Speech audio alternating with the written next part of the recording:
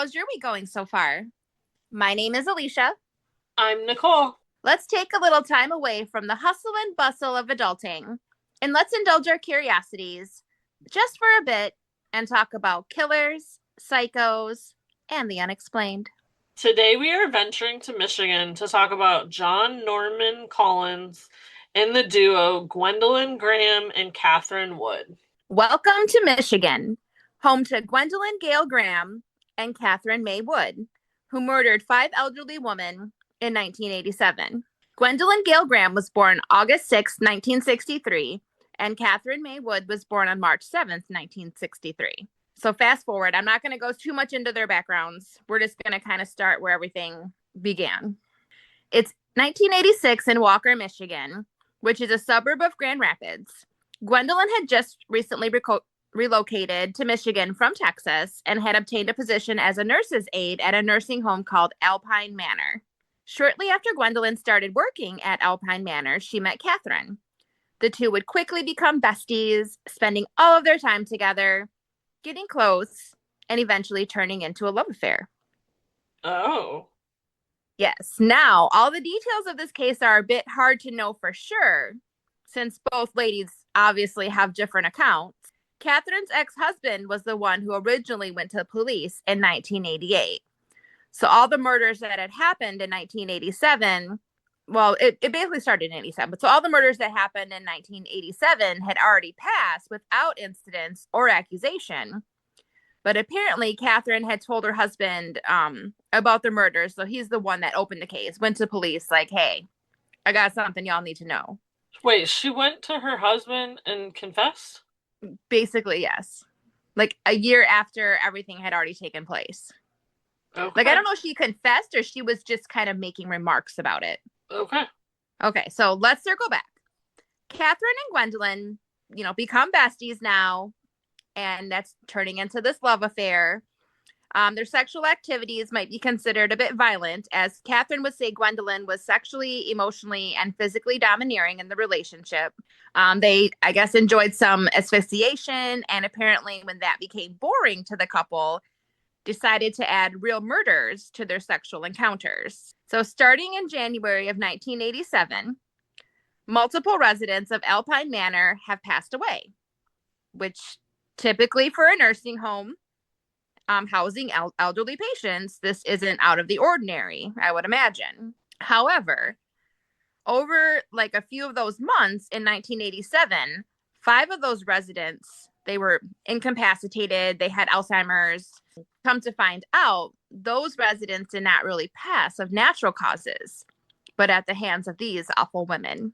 Allegedly, Gwendolyn would enter the room of one of these poor women and would smother them to death, while Catherine would be like a lookout, watching and distracting coworkers, while Gwendolyn would commit the murder. Now, these deaths would appear natural, so the autopsies that were done at the time just ruled these as normal Alzheimer's patients passing away. So, after each murder, Gwendolyn would take a souvenir from the victim for the couple to use during their sexual encounters to relive the murder experience together. Again, they would asphyxiate each other, and then their form of murder was asphyxia. Gross, right? Yeah. Yeah. Well, supposedly, the couple had a few games, and this would be their way of determining who their victims would be.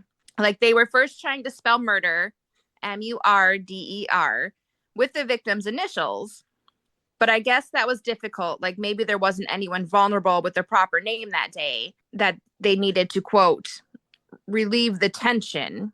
So the couple decided to start counting murders and referring to them as, quote, day. And a phrase they would say to Wait, each other was they like, were. so they would count each person and name them. They would say like day. Like, for instance, I will love you forever and a day. Oh. Yes. You'll be mine forever in 5 days. Oh, So that's girl. how they would kind of count how many people they had murdered. So this would go on for months. Yes. And everything was going according to the couple's plan. So Catherine thought, however, it turns out Gwendolyn began dating another nursing aide from Alpine Manor, and they moved away to Texas together, which clearly pissed Catherine off. which is probably why she started talking, telling coworkers, quote, scary stories. So I guess the coworkers thought that she was just talking and just kidding around and wasn't really being serious. But good thing her ex-husband did think that she was being serious, because he was the one that was like, I know she's, just talking and saying these things, but I should probably just go tell the police just in case. And after police had started questioning Catherine about the accusations, she cracked, starting to tell them like her version of the murders, obviously portraying Gwendolyn as the mastermind and the one who committed them, painting herself as just the helper. Two of the victims' bodies were able to be resumed, and the medical examiner did ultimately rule them as homicide inflicted. So during the trial, Catherine did get a reduced sentence because she plea bargained that she was the lookout, and she plea bargained and told them her account. Now, there's truly like a lack of physical evidence, since either the bodies had been cremated or were just taken, for natural reasons at the time. So it's mainly just based on confessions. So Gwendolyn's girlfriend did testify and said she had confessed about the murders to her. So between her testimony, Catherine's ex-husband's testimony, and the medical examiner ruling, like, the jury was able to find Gwendolyn guilty of 5 counts of murder and 1 count of conspiracy to commit murder. And she was sentenced to 5 life sentences. Catherine ended up being charged with 1 count of second-degree murder and 1 count of conspiracy to commit murder, and was sentenced to 20 years. So, like, what made this case really hard is all these, the old people, when they pass away, like, they were probably, they're cremated, like, these bodies have been buried for a while, but ultimately both did end up being charged. So, but now there's been, like, several books and television shows based on this case. Many of the couple's friends, family, and coworker do portray a different story than that Catherine had accounted, stating Catherine is coercive and a pathological liar, and that she was trying to keep Gwendolyn from leaving after she found out about the other woman. The only reason Catherine was willing to come forward, like when she started telling everybody these stories and telling her ex-husband, when she was talking to police and starting to, confessing, basically she was confessing to put herself in the light because she was pissed that Gwendolyn left her for another woman, and she was basically seeking revenge. Also, after psychological evaluations, it was shown that Gwendolyn actually suffered from borderline personality disorder. And according to the psychologist, she actually lacked the sophistication to plan out these series of murders. So was it really Gwendolyn the mastermind, or was it Catherine? But Gwendolyn doesn't really have the capacities to, Yeah, but she's the one that got charged with the mastermind. Yes. Because Catherine came forward first. And gave her stories first. Yes. So, again, it's very hard to say. She totally did that because that girl was leaving town. She was mad. Oh, for real. She was pissed. She's like, oh, you're going to leave me for another woman? Okay. Like, she blew it all out. You don't start committing murder with somebody and just up and leave them. No. Because she laid it all out. Yeah. So, again, very hard to say what really happened and who was the actual mastermind and who was the actual helper. But what we do know is that these awful women are responsible for 5 innocent women's death. So Mae Mason, 79, Edith Cook was 98, Marguerite Chambers, 60, Myrtle Luce, 95, and Belle Burkhard was 74. So Alpine Manor was sued by relatives of residents, and it's no longer a nursing home.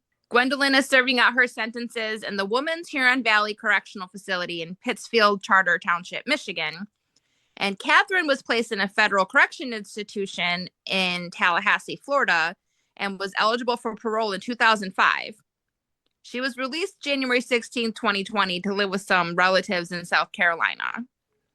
So she's out. I don't know how, I don't know exactly her circumstances, but she's out. She's on parole, I assume. Yeah.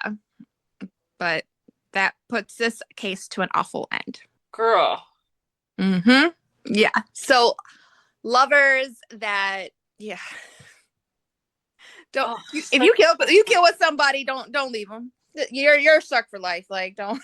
It's an unusual situation too, because how they murdered their victims would normally be how men would do it, not women. Suffocating them? Yeah, I mean, women tend to use poison. Yeah. They Nope. t- they Well, they tend like to not suffocate to. each other, so I mean that was part of their little sexual game. I think they both need mental help, but what do I know? Okay, so that was interesting.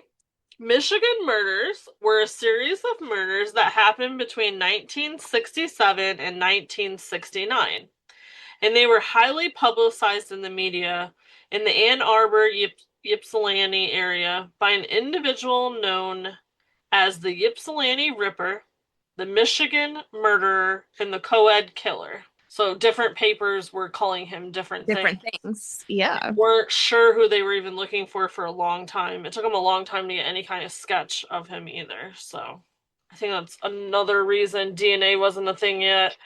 A long time to do the sketch. So he was getting away with it for a long time. Well, and if they didn't know that they were all related either, if they have several different names for this. This case is interesting. You'll find that out in shortly here, but it didn't take them long to realize the murders were actually connected. All the victims were between the ages of 13 and 21. They were all abducted, raped, bludgeoned before being murdered, and they were all discarded within a 15-mile radius in Washtenaw County. They were murdered by strangulation or stabbing, and sometimes they were also mutilated. Each victim was menstruating at the time of death, which may have been the cause of death because women being on their period apparently enraged him. The prime suspect was John Norman Collins, and he was arrested a week after the last death. So early on, they had interviewed this person. They didn't have anything on him. So John was convicted of the last murder and ended up being sentenced to life in prison. He has yet to be convicted of any of the other murders. Now, let's divulge into who those victims are. The first known victim was 19-year-old Mary Therese Flazar, a college student at Eastern Michigan University, and I will be using the acronym EMU through this. So on July 9th, 1967, was the last time anyone saw her walking around, and she was about 9 p.m. She was going towards her apartment for student housing. The neighbor had seen a driver in a blue Chevy slow down and ask her something, in which she shook her head no and walked away. Her parents reported her missing the next day. Two 15-year-old boys found her nude body on August 7th near an abandoned farmhouse. They had to identify her using dental records. Her body was badly decomposed, and the coroner was, even though her body was so decomposed, the coroner was still able to determine she had been stabbed 31 times in the abdomen and chest. Dang. That's a workout on its own. I couldn't even imagine. That's a lot. Both of her feet were severed along with her thumb and sections of her finger from one hand and a forearm. None of these appendages were ever found. Ooh. It was yeah, gross. There was also enough evidence that she was severely beaten before death. The police believe rape may have occurred as well, but the body was too badly decomposed. The body was moved 3 times around this property before it was found. So, they could tell it had been moved in several spots before anyone found it. I don't know if he was coming back and, let me move it over here and see if they can find it. I don't know what the motive was or why that was a thing, but the killer did like to go back to his murder scenes he always went back and moved the body or did something else. Collins showed up at the funeral home to try to get a picture, in which the receptionist denied him access, and when she called the police about it, she described him as a 20-year-old handsome man who drove a blue Chevy. She didn't have a name, and she couldn't give him enough information to make a drawing. So on July 5th, 1968, a partially decomposed body of a 20-year-old student, Joan Elspeth Schell, was found by construction workers in Ann Arbor. She was raped and then stabbed 25 times, her throat slashed, and her mini skirt was tied around her neck. The body had been in that location for less than 24 hours, which obviously indicated it had been moved there after she was murdered. They linked this murder with the first rather quickly and assigned 4 investigators to work on the case full time. So they were like, these two are definitely related. You 4, this is your only case. Go figure it out. She was last seen at the bus stop by her roommate on June 30th. She was on her way to visit her boyfriend in Ann Arbor. Later, Kolb informed them she never got on the bus and that she missed it. So Kolb is the roommate. She missed it and planned to hitchhike. And the friend saw her get picked up by a car with 3 young men in it, and it was a red and black Pontiac. 3 hours later, the roommate reported her missing when she failed to call and check in. So she never made it to the boyfriend's house. And every lead that they had was a failure. The officers assigned had been reduced, and a reward of $7,800 was set up, which is the equivalent of $70,500 in today's money. So, like, we can't have 4 people. We got to cut you in half. But here's some reward money, so maybe you guys will get some info. I mean, for that kind of money, someone's seen something. 2 more witnesses seen her walking with who they were sure was John Collins, a student at EMU.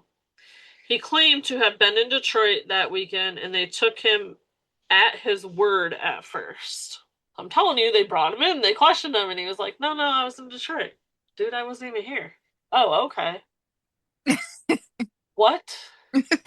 Then on March 20th, 1969, a 23-year-old law student, Jane Louise Mixer, disappeared after posting a handwritten note looking for a ride to Muskegon to inform her family of her engagement and to move to NYC. Her body was found early the next morning.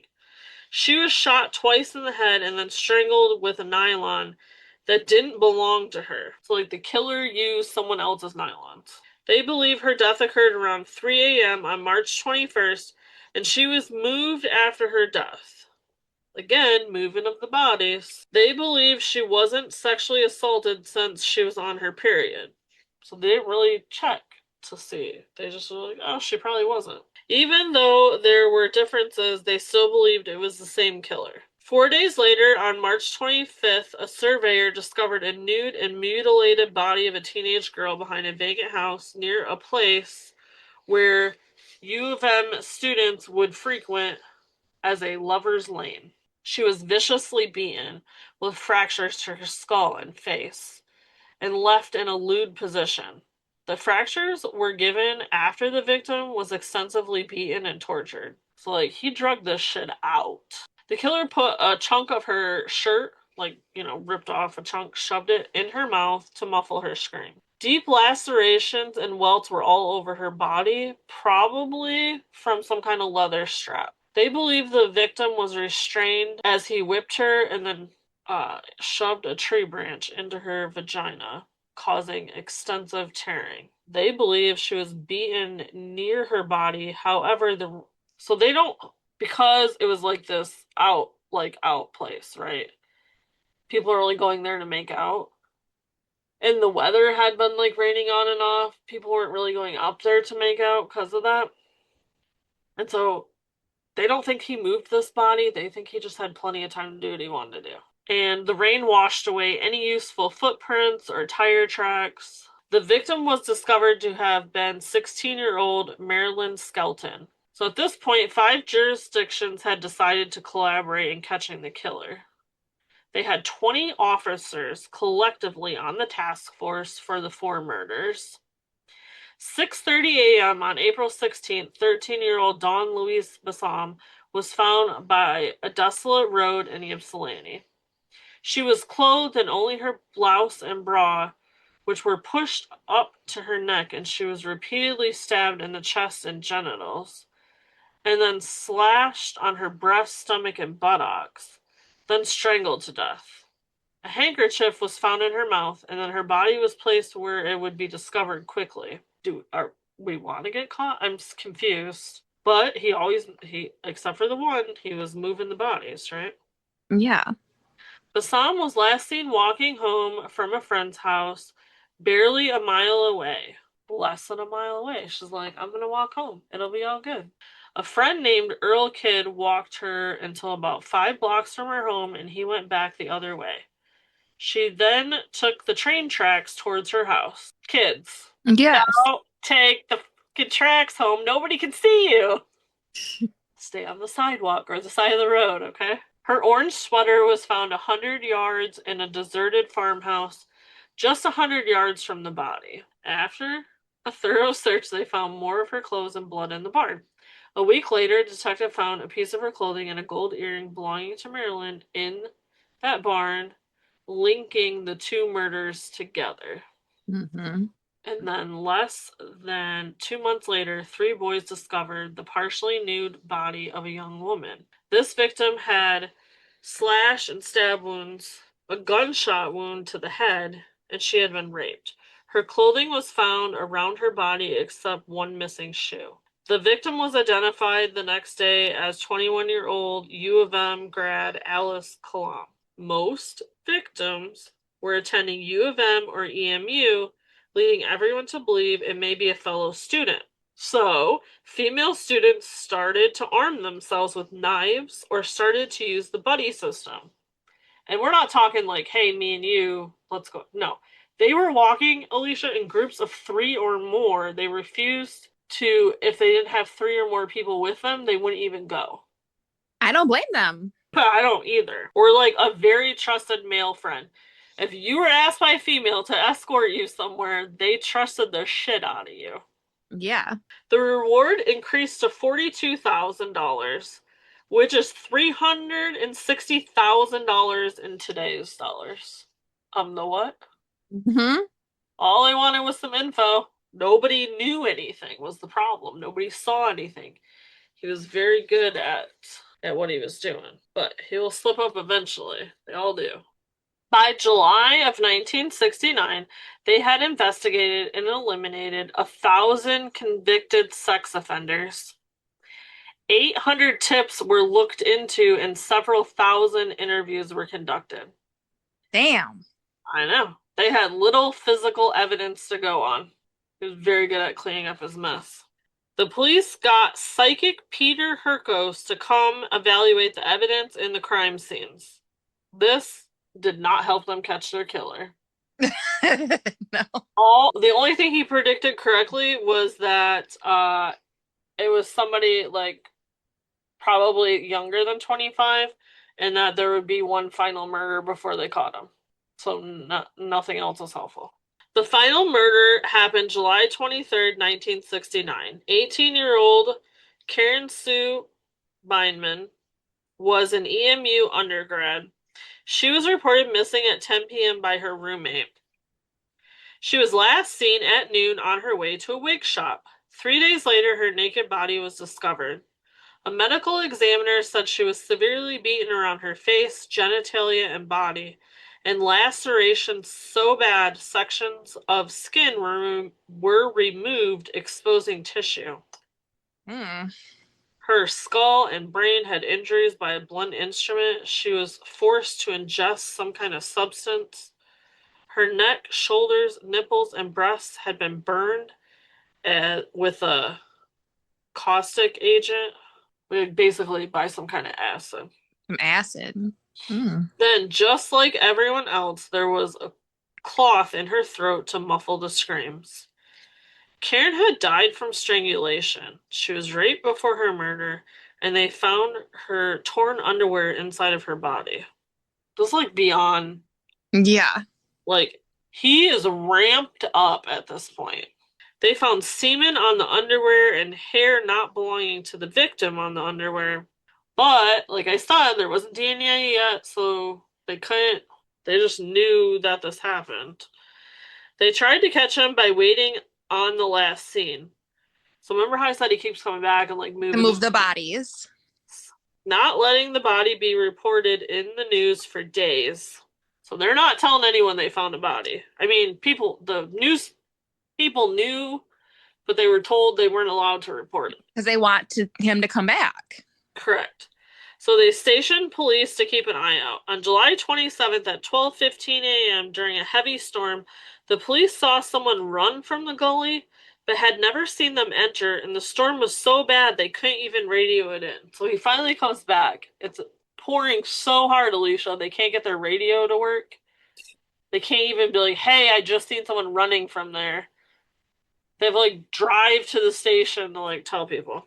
During the investigation, they found out a guy riding a blue motorcycle was most likely the killer. Collins was on the suspect list since he had a motorcycle, or he was a motorcycle enthusiast who was also enrolled at EMU and happened to own a blue motorcycle. He owned several, actually. Collins was known to become enraged with women for them being on their period.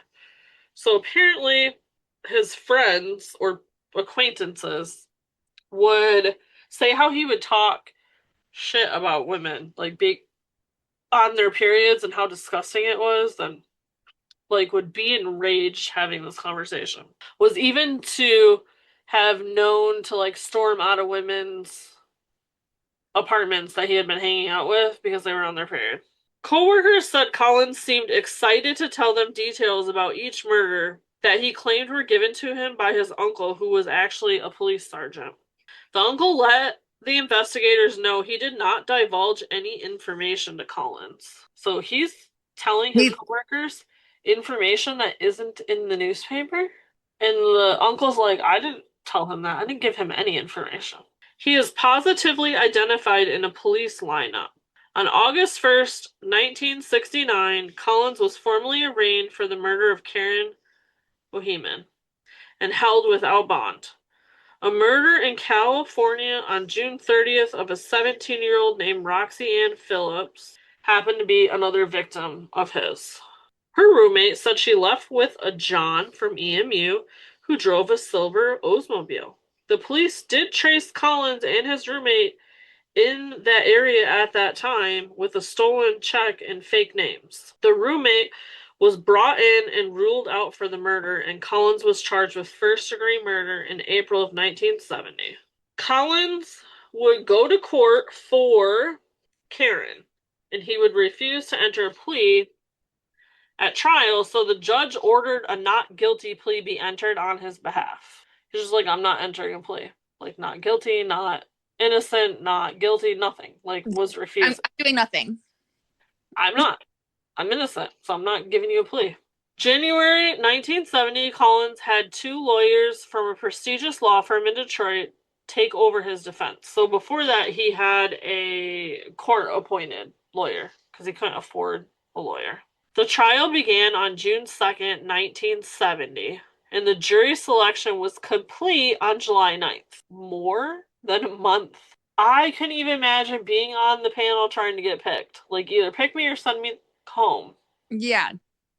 Sitting there waiting for a month to find out what's going on. Her roommates testified they saw him with her.